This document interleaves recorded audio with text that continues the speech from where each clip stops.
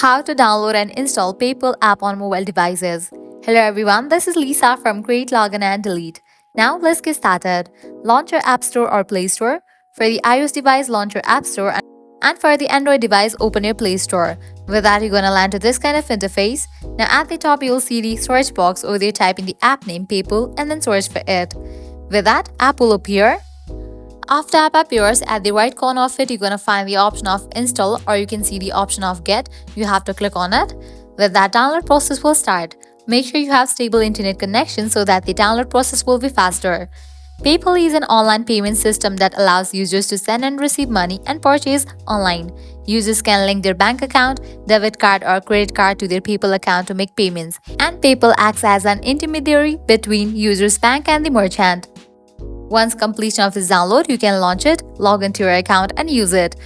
Well, this is how you can easily download and install PayPal app on mobile devices. At the end, if you guys find this video helpful, don't forget to like, share and subscribe to our channel. Thanks for watching.